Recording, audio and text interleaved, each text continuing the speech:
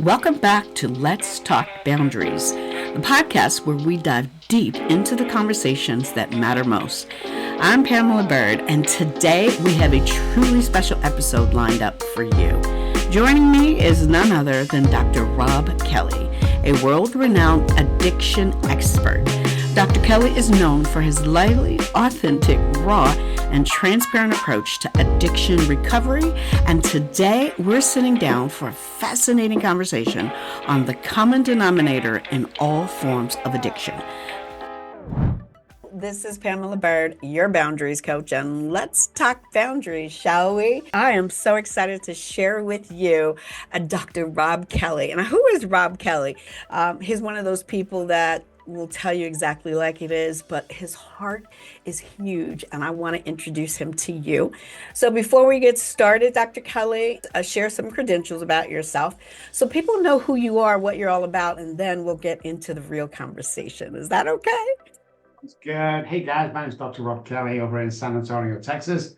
And just in case you think I was born here by my accent, I'm actually from Manchester, in England. Alcoholic, addict, and everything else you can name. Psych, that's me. Suffered badly in the early days, lost my children, cars, houses, wife, everything, ended up homeless, and then died twice on the streets in Manchester. And I swore if I ever get back off it, I would spend the rest of my life helping people with all kinds of mental wealth. We don't mention mental health, mental wealth. So yeah, I mean, I have 4 businesses. I keep myself busy. I love Texas. I still have offices in Dallas, in London, Manchester, Spain, and Switzerland. So we're a pretty big multi-million-dollar company. I love working with people, whether that be boundaries, whether that be depression, anxiety. I mean, all across we have cure for every single one, apart from alcoholism. There's no cure for alcoholism, though we are born this way. So yeah, looking forward to the next hour, guys. You may want to sit down. This is going to be good. Yes, and I'm so glad you said that, because if you can't take the heat, then it's time to get out of the kitchen, because that's exactly what we're going to do. And a couple of things about Dr. Kelly. He is world-renowned addiction expert, and he holds a double PhD. He has helped individuals with addiction. So one of the things we wanted to talk today, and I was really interested and curious in helping you to understand what it means, addiction, how to recover from addiction, and what the common denominator is in any forms of addiction. So as I indicated to you, Robbie, can I call you Robbie or Dr. Kelly? Oh, I love that. Yeah, please. Yeah. Okay. One of the things that I'm really intrigued about you is the way that you work with neuroscience and the brain, because when it comes to trauma, when it comes to setting the right boundaries, something they need to understand, and that's to understand how their brain reacts to their traumas and how they prevent that, and carry that on into their lives. So can you tell with them a little bit about how you work with neuroscience and working with the brain, especially when it comes to addictions? So there was a lot of stuff we found out over the last 10 years that seemed to be true. Everything I tell you on here, guys, I've trial tested, researched on our own.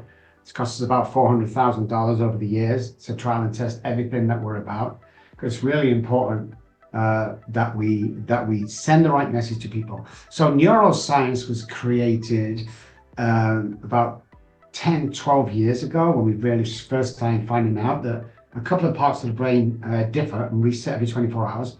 That was interesting. Alcoholics are born, drug addicts are made. Alcoholics have the predisposition and are born with an allergy.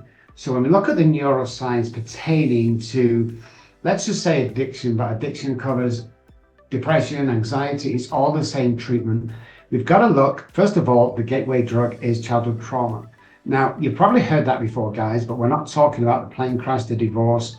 We're talking about real deep, little, tiny things that are said to you as a child that you believed were to be true, that you act out today. So we look at things like the amygdala, we look at things like the basal ganglia. Now, the basal ganglia is a part of the brain that when we do something and repeat it, it becomes a working part of the brain, or we don't even have to think about doing it. Let's say a pilot needs 10,000 hours in the air before he can fly a plane. and not even think about it. You know, it's kind of like working part of the mind. It's the same thing with childhood trauma, addiction, and everything else. Is once we've suffered the childhood trauma and it's repeated and repeated, it becomes a working part of the mind. And what that means is you're going to go to that comfort zone. You're going to go to that, you know, horrible place every single time, because that's how the brain has been programmed. The neuroscience and neuroplasticity of today is to recreate and repattern the brain away from the self-sabotage, which is again the basal ganglia from childhood trauma. So we repeat ourselves in patterns without even knowing that we've repeated ourselves in patterns. And if you get into a bad pattern, it could take you years, if you are lucky, to get out of that. So we devised this program using neuroscience and lots of other software tools to bring people away from that. You see, on a normal people with childhood trauma, a decision is always unhealthy. It's always a knee-jerk reaction of looking for somewhere else to go wrong. You know, well, I can't do this because my mum once said to me, I'm stupid and I can't do it. You know, a teacher said this, and it sits in the subconscious brain. The subconscious brain holds everything that we've done and seen and said since birth. It's all there sitting in the back. So we need to reroute that away, repattern away, rewire the brain, and heal the three parts I'm just talking about, as well as physically, and getting over that by reprogramming and get to a different life where you never go back to that self-sabotage and childhood trauma again. And you can fully be cured over this. This is not a life thing. I've been seeing my therapist 10 years. My answer is always, why?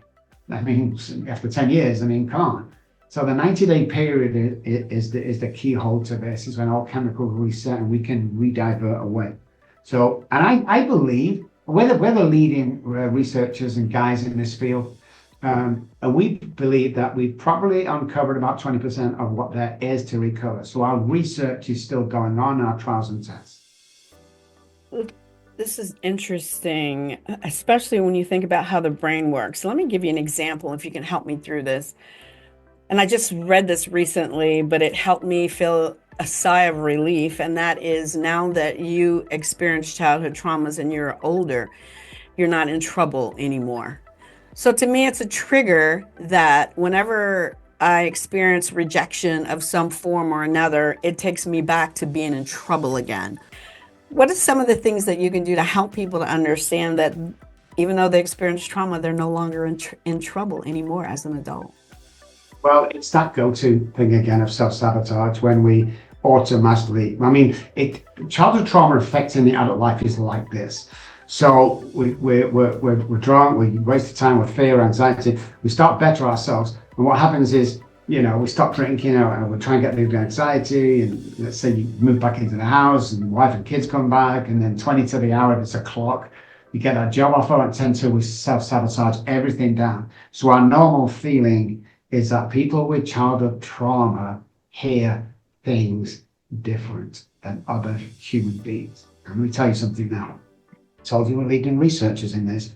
Me and my brother stood on a kitchen table one afternoon. My mother comes in and she said to both of us, "Get down off that table, stupid idiot. Get down before your father gets home." My brother jumps down and I freeze. Now, why do I freeze? Well, I've heard, "Table, you stupid idiot." That's what I've heard. So I freeze straight away because I'm always on that boundary of, you know, the fight or flight kind of thing.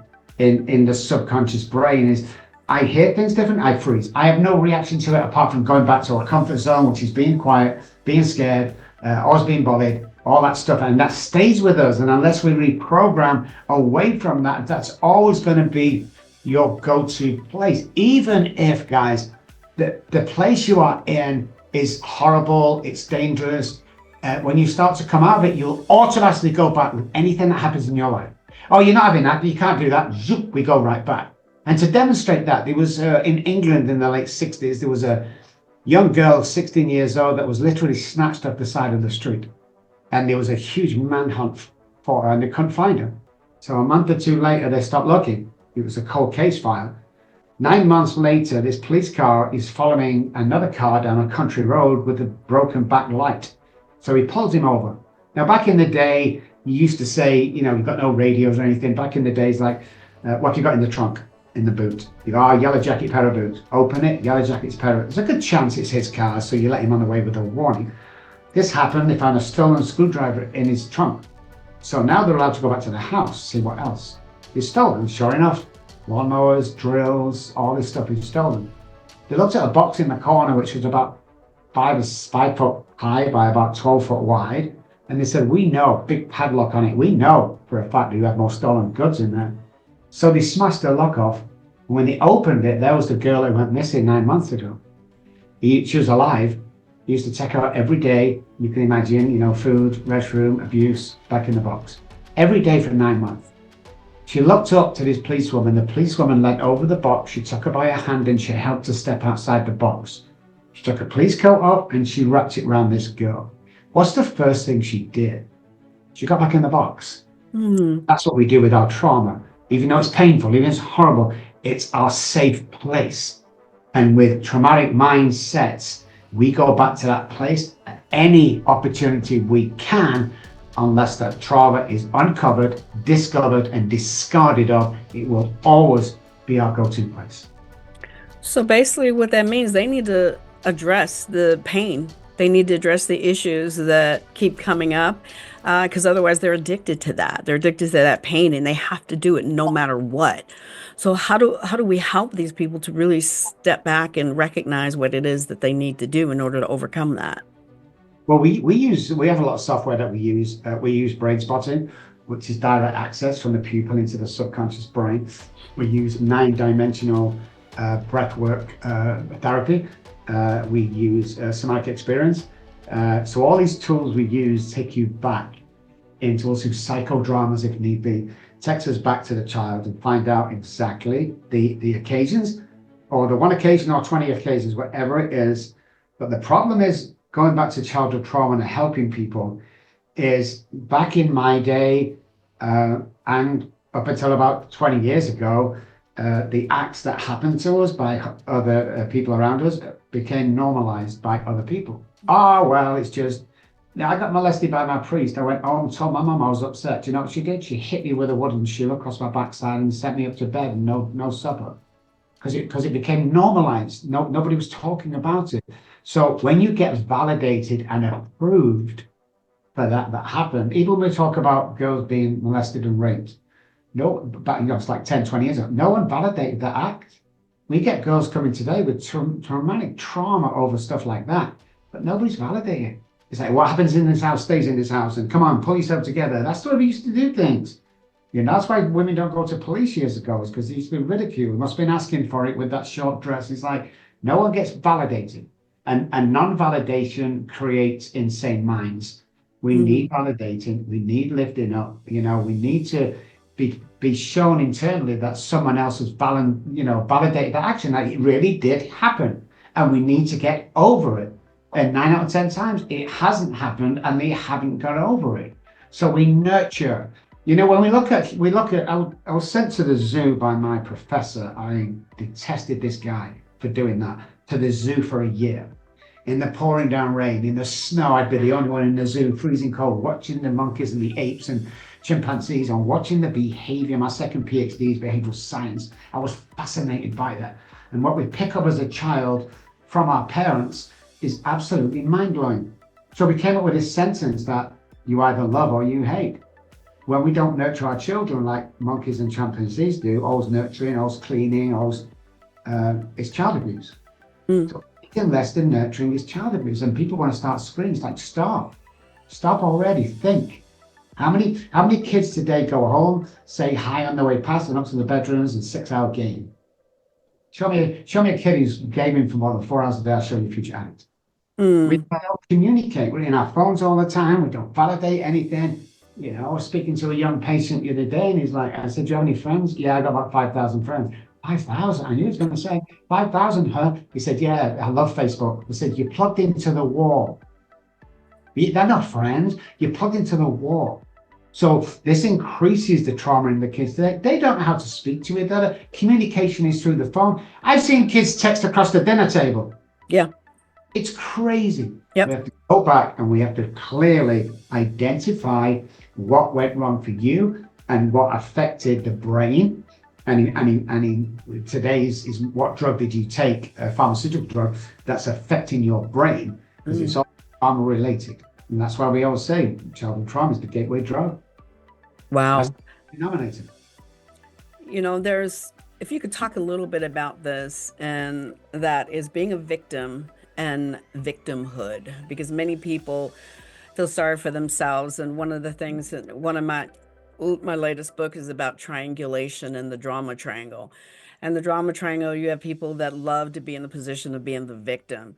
Can you talk a little bit about the difference between being a victim and victimhood, and how detrimental it is for them moving forward and growing and You healing? can say, it's not your fault you got molested, guys. It's not your fault that your parents split up. It's not your fault. What is your fault is not recovering from that, especially in today's world.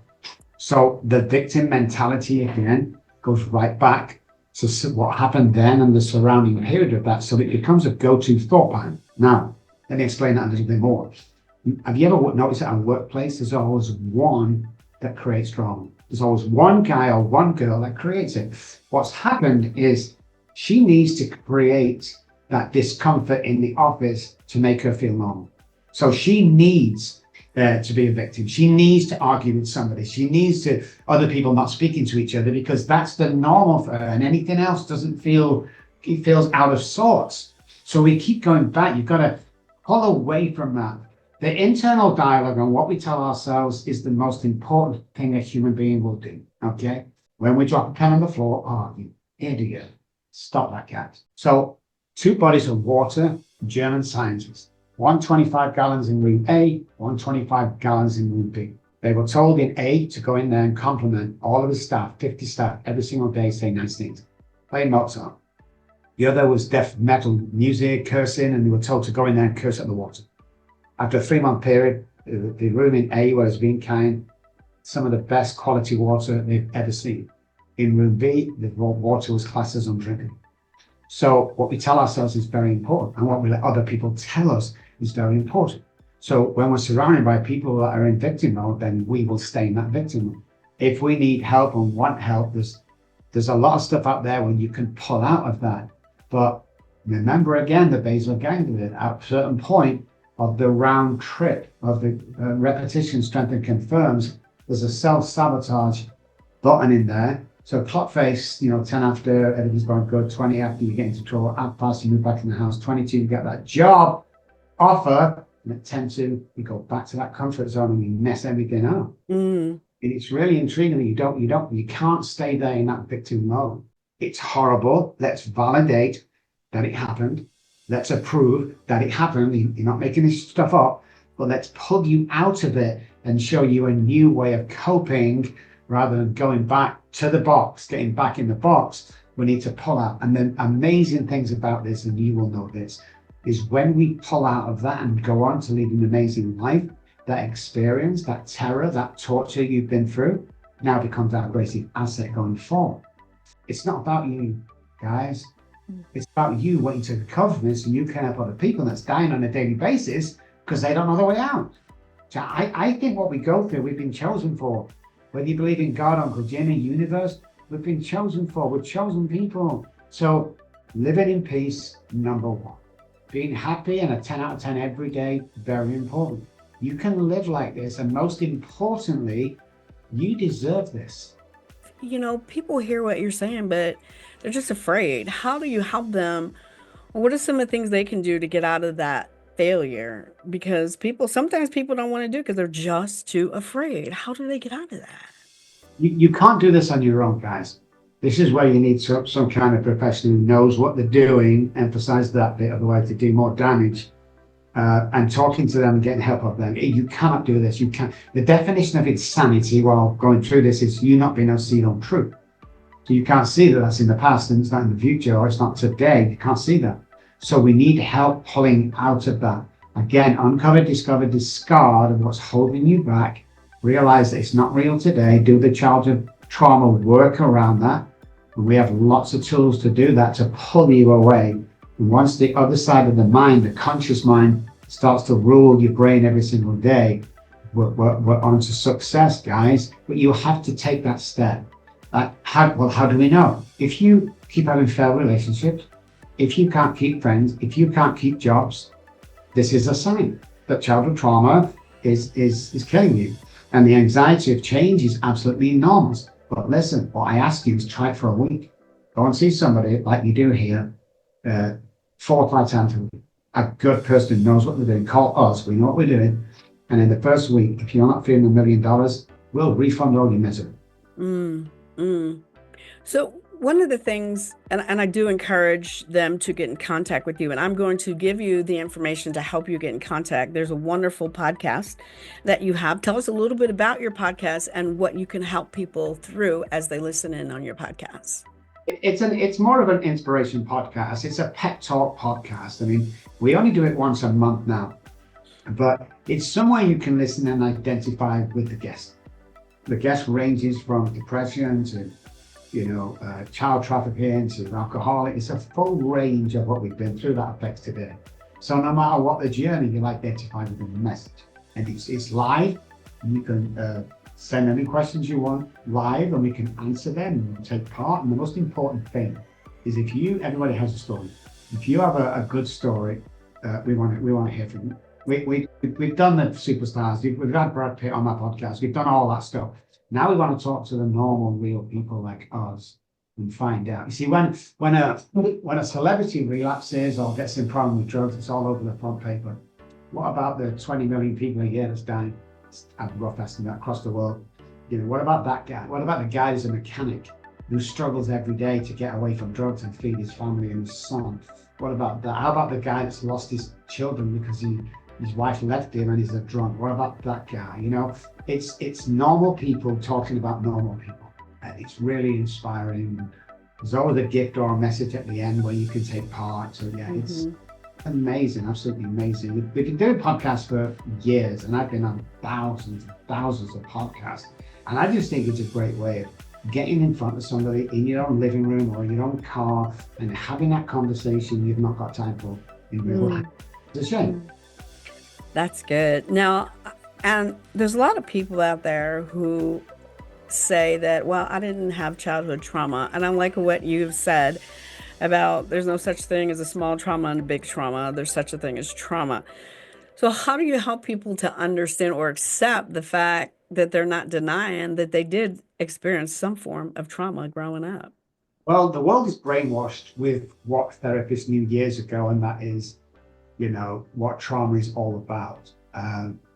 Most people don't know. They'll tell you something like a plane crash or anything like that. It's deeper than that, man. It really is deeper than that. And you have to understand the trauma trip to get into it. Because like I say, 9 out of 10 times, you have no idea that you're self-sabotaging. You have no idea that because you're behaving like this, it's because of this what happened. So we had a child of a very affluent guy in Dallas, Texas, that everyone knows his name. And we went to treat him. He had a problem with drugs. So we went around, and some of the questions we want to know is abandonment and trauma. And he was adamant that he had no trauma, no abandonment at all. He lived in his $20 million house. He was bought a top of the range Mustang when he was 16, 17. I mean, he had everything, but he was struggling with certain parts of life. So he went through family, as you said, but what about father? What's your relationship like? Well, I see him on a Sunday afternoon between 2 and 3, and it's amazing. What? Say that again. And he did, and he went, you only see father in 2 or 3 hours? Yeah. Well, that's abandonment. Did you know that? Well, and then the minute I said that, you could see his whole face drop and the realization that he just wanted dad's love. He just wanted dad's attention. And dad's providing these luxuries that kids don't want. My daughter, we always had the brand new houses, the Porsches, I bought a Mercedes top of the range just to take my daughter to school so everybody could see that she got out of this amazing 6-figure back in the day was unheard of Mercedes. And when we reconnected 4 years ago, after 30 years, she said to me, I didn't care about the money, I didn't care about the cars. Give me a second. Just wanted time with you, Dad. I've been chasing that time for 50 years. And I'm never going to get it back. And one of my biggest things today is stopping anybody else going through them, I want kids to have time. You don't have time, guys. You really don't. We have today. That's all we have. So when I came over here to America, they after about a month or two, they stripped me of my license. Mm. And they stripped me of my license, saying that you were a danger. You're getting information out that's not true, and you might be hurting people. 9 months later, when we got it back, it was a great day for us. Today, I lecture to those same people that took my license off me, because it turns out that our trials and tests and ideas of fully recovered from anything are true. And it's all to do with what now we call neuroscience. A lot of the people that listen to this podcast are women, and there are a lot of them that are single. How can you help women to understand the men that have experienced childhood traumas and how they can deal with that? We have to get out the habit of saying men need to be strong and men don't cry, boys don't cry, and there's songs about it and everything. Is that we do, we do go through stuff, and this is the subject that I speak to in the past. Thousands of men that were in that position that are stifled by life, that don't move in case it's wrong, don't do something in case father was right, and we need dialogue. Dialogue is like the golden child of all recovery and healing. And you need to understand that childhood trauma is a little deeper with men because we can't discuss it. So it sits and sits and sits. It's like you try and ask somebody, what's happening to you? Okay, men will never tell you. Show me a man that asks for directions when he's with his wife or girlfriend. Nobody does. We're not doing that. We don't do that. Are you kidding me? I don't need any help of anybody. And that's the mentality. So being trusted by your guy or a guy that is really important. To break that trust sends him right. And when we open up with partners and girlfriends, if they ever throw that back in our face during an argument, we're shut down again. And that kills us. That studies on suicide and shows us that that's the stuff that we can't take anymore, because it's there and it becomes just overbearing that we can't do it. So always dialogue with your guy, always understanding, always tell him to go at his own rate, no space, and what happened, and never push, and just be loving and understanding, and he will open up to you. And when he opens up to you, only then can he have a full relationship with you, because we're emotionally unavailable for a long time. While we have these struggles inside of you, we encourage. That's why, I'm a big guy. I'm big and strong, and I don't give a crap about anything in the world. And this is how I lead men. Why are you worried about what people say? You need to stand up and start to be leaders. We've lost men leaders in this world. My wife's, director of a university. She's very smart, very powerful, but we've lost the men leaders. Don't settle for girls, for guys, for houses, for jobs, and don't settle for nothing. Once you realize the power, guys, that you have, and the intricacy of the conscious, subconscious mind, the brain as a whole, you will realize that if we could swap places for 30 seconds right now, all your problems would be over, because we don't see ourselves as we are. Just because a man sits down with his close one and discusses all the problems and his fears and where he's scared and his doubts does not make you weak, man.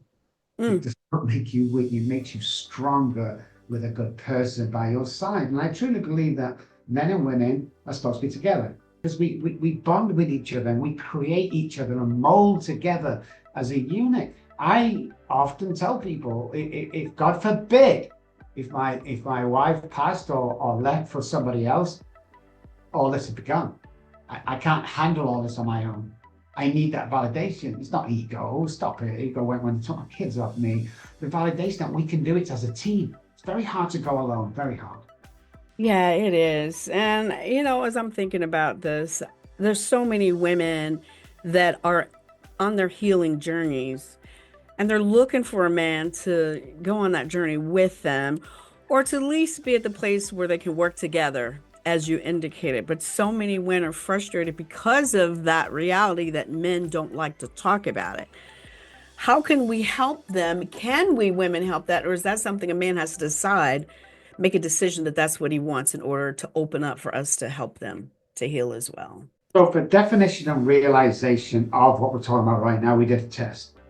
And the test we had was we brought 10 people into the room, I think it might have been 15, I'm not sure. We got a bunch of guys together. They was asked to come in, drink coffee with us, mix with other people in there, and go home. We'll pay you $100. Oh, yeah, we'd love to do that. So in they came. What they didn't know is there were 2 mechanics, 2 road sweepers, 2 surgeons, 2 doctors, 2 sales guys. So they always paired up, but they didn't know that.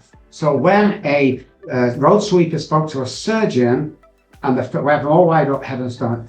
When they first started talking together, drinking coffee, the scale was 1 to 100. It went up by 2% because they got nothing in common.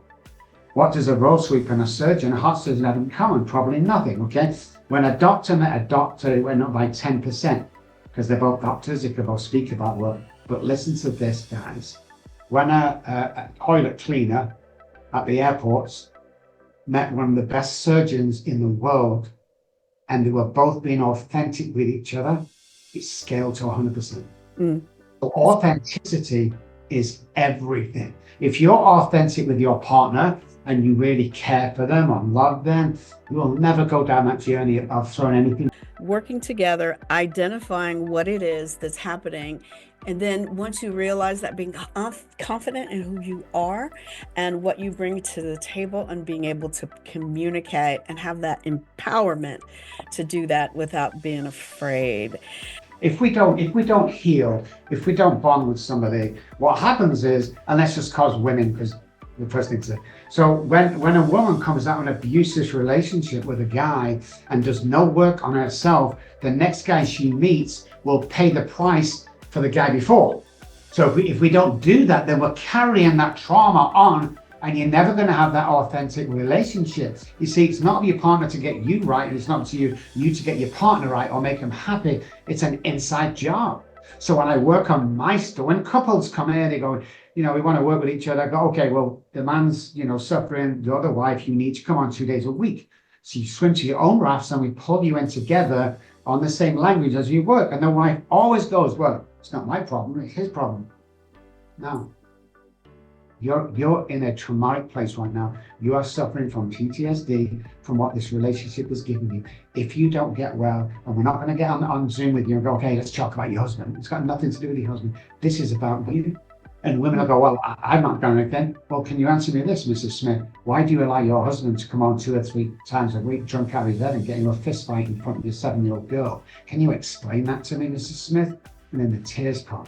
It's like, this is you. This is being authentic, being you, before you can share that authenticity. If you don't know what you're going through, find out. If your life's not happy, find out why it's not happy. If you don't like your job, get another job. If you don't like your wife, get another wife.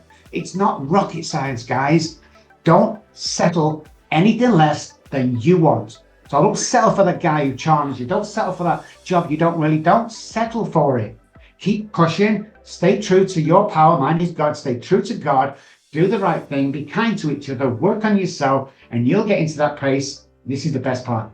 People who's abused attract people that's going to abuse. End of story. Abusers abuse, that kind of thing. You step away from that mold. Now you're attracting what you think you are worth. So when you're getting all the damage done to you, you're not worth anything. When you step away from that psychologically and physically, you get a new standard of you. So now you attract what you think you are worth, and it's much higher than before. But if you don't clear that before out, always going to attract the same guy. It's a mind energy thing. It's not, it's a coincidence. No, really? It's not a coincidence. When you see this in the house, when you see mom, struggling, dad coming home and get into a fist fight, when you leave as a little girl, you grow up, go to college and leave, you think, because they get on this morning, don't they, when that happened, I love you, sorry about last night, yeah, I love you too. But the child think that's love. Fist fighting and arguing and swearing at each other's love. So when they can leave their house to go on their own life, they're going to attract that guy. And even if they attract a great guy, you'll self-sabotage that relationship because it doesn't feel authentic and normal, because it was normal behavior in the household. And it comes across as an addiction to the patterns, especially if you don't recognize the patterns. How do we break free from the addiction of the patterns? Well, the pattern sits in the basal ganglia, where it's a repetitive thing again. It's knowing that pattern.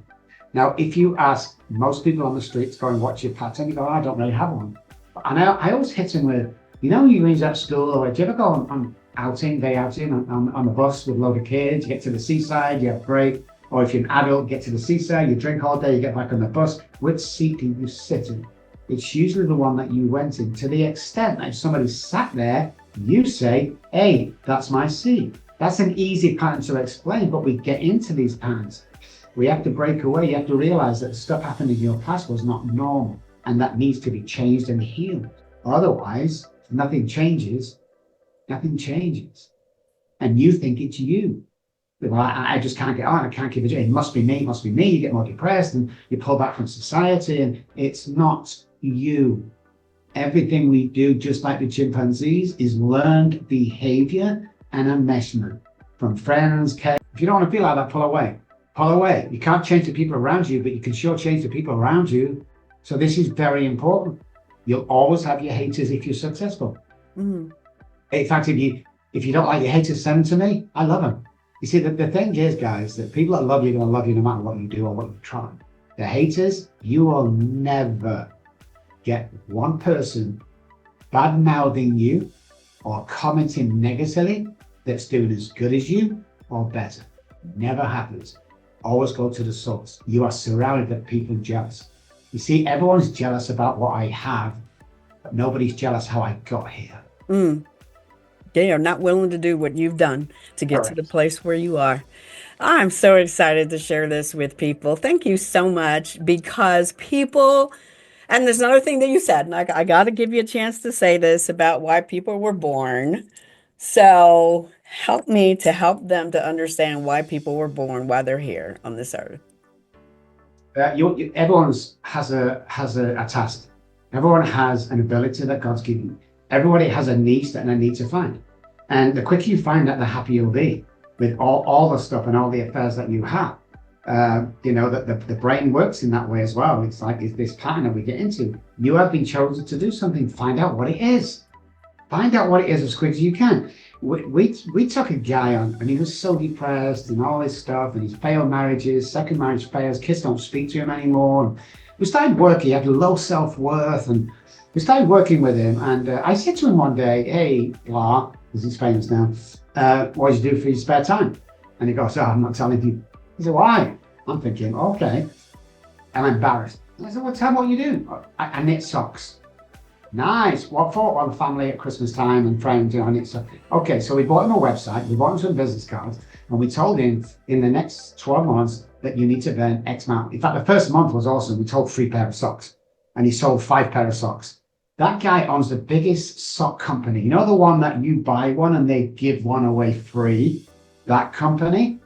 So you just need the belief, man. You just need the people around you that validate you. You need to find out, think big, think really big, guys, because when you find that niche, and for me, all the stuff that went wrong in my life, because I cursed everybody out, including God, everything that happened in my life was like a semester at Harvard University today. It's like the stuff I learned going forward is the biggest gift I ever had. But I had to go through that to find my niche in life. And once you find your niche in life, guys, it's no such thing as working. I have 4 businesses. I have an English restaurant next door that I own. So my office is here. I'm always going between the two. I work 7 days a week. I don't really work.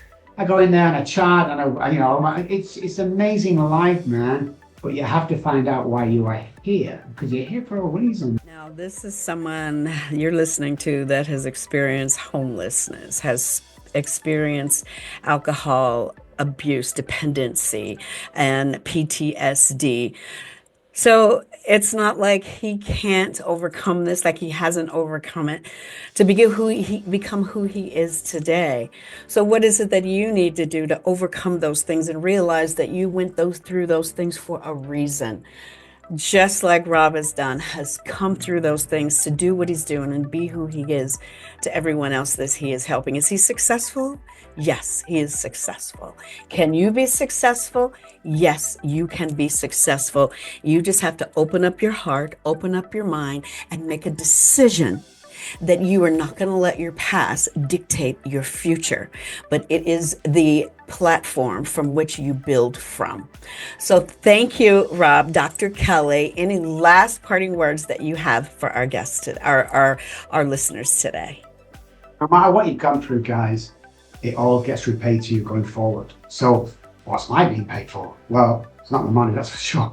So my last thing my daughter said to me when the authorities took them off me, and mom came to take them off me, was, Daddy, please stop drinking. That's what she said. And I couldn't do it. And that's when the homelessness come. 4 years ago, I get a ping. Now I'm a concierge doctor, so our patients ping me, I've got to get up and go. So ping, checking it, I'm squinting at this thing middle of the night, 3 a.m. and I see Charlie. Charlie is Charlotte Kelly, my daughter. And she's messaged me after 30 years. She messaged me. And this is what she said. I have it on the wall. She called me Dad. Mhm. Mm. She says, hey, Dad, just seen you on TV, just seen some of the great work you do. I don't believe what everyone's telling me about you. I know you were sick. I've studied alcoholism. I want to see you. I've got something to show you. Now, as you can imagine, we have people around us. So within 3 or 4 hours, we're on a jet heading back to England. We get there. We stayed in a hotel overnight and we're heading around to her house, which was a 5-minute walk. We got to the door. My wife was holding now, shaking. I was, oh God, what's she going to say? She going to tell me to leave. And before we could knock, I was shaking and scared. She opened the door quick. And we fell into each other's hands. And for minutes, it seemed like hours, we laughed and we cried and we hugged. And then she took me by my hand. And she led me into a living room. And she handed me my 3-month-old granddaughter. That's what happened when you do this deal, get authentic, guys. This is what happens when you help other people, even though your life has got to shit. This is what happens when you get up every morning and try and do nice things with people. You will get repaid. 3 months ago, my youngest daughter got in contact with me, so I have everything back. That's what happens. It's like, wow, that's no, this is what happens. I have millions of stories from people I've worked with around the world that happens to them. We don't do all this stuff just to do this stuff. You get repaid. You get repaid. And if money's your deal, guys, go for it. It was mine at one time. And when the money come in, I'm still miserable. But if reuniting, getting your children back, if meeting your granddaughter, who's now 4, you can't buy that stuff, guys. Now she's not a therapist in the Manchester office, I may add. So it's amazing. And this is what I do today. You'll never see me come on any podcast that you ever see me on selling my wares. Please call us. We've got lessons on things. Right. Don't do that. You know what we do this for? We've saved a life today. We've changed a mind today, is what we've done. And when I do that, I can put my head on the pillow tonight and I'm quite well that what God gave me to do today has been checked off. That's all. Check, guys. Come on. Check. That's right. Well, thank you so much for sharing. And I believe that so many people are going to be ignited as a result of listening to your story, of listening to your, I don't know, just your encouragement and your truth. Because people need to hear that. They need to step up and they need to make a decision that, you know what, I want so much more than I have right now. And it's up to how I'm being a blessing to other people and how much I will be blessed as a result. No matter where I was or where I am now, it's about where we're going. Thank you, Dr. Kelly, for being here and sharing. I will be putting the information within the within description on how they can get in touch with you, how they can watch you, and just all the links that they need. So thank you, everyone, for listening. This is Pamela Bird, your boundaries coach, and let's talk boundaries, shall we?